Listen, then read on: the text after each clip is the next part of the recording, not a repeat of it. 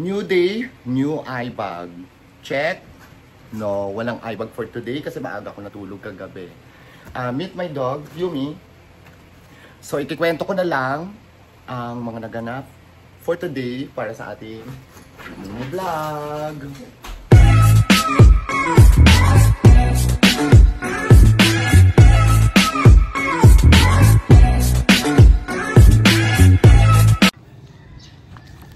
Good morning mga chang! At lumabas na nga tayo mga 6:30 in the morning kasi hindi ako nagpapaumaga ng sobra dahil mainit dahil nag-i-skincare tayo.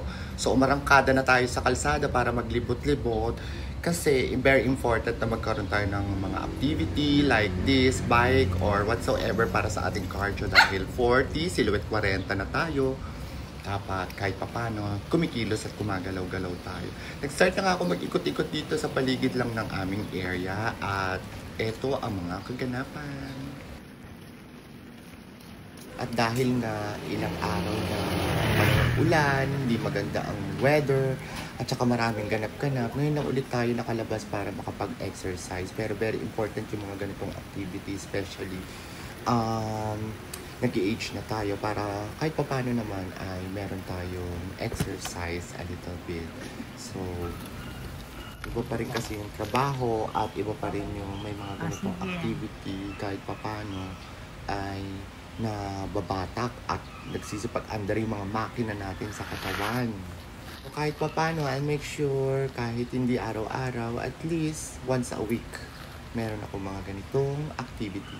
Tsaka refreshing din yung kahit paano nakakaikot-ikot ka, nakikita mo yung mga friends mo, nagsasay good morning ka, tapos napipil mo yung paligid, nare-refresh yung isip mo, at nare-relax ako pag ganyan. Siyempre dinaanan ko na rin yung aking alagang Peking duck from the Chinese community na si Whitney.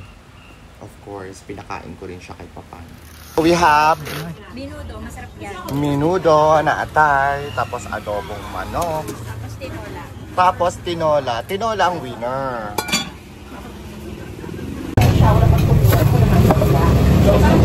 $100 na tinola. Dagdagan mo na lang ng konti para Limang piraso. yan.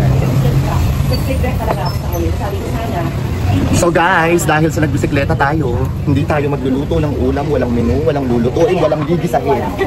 Bibili na lang tayo ng lutong ulam, mga chang, para mabilis ang buhay. Dahil meron pa tayong trabaho sa salon. Mami, bibili ako ng ulam. Nag-bike kasi ako kanina. Nakapag-ibig. Tinola for our brunch, breakfast and lunch. Hi guys, andito na tayo. Kukuha tayo ng mangkok. Bumili na tayo ng lutong ulam dahil hindi tayo makakapagluto dahil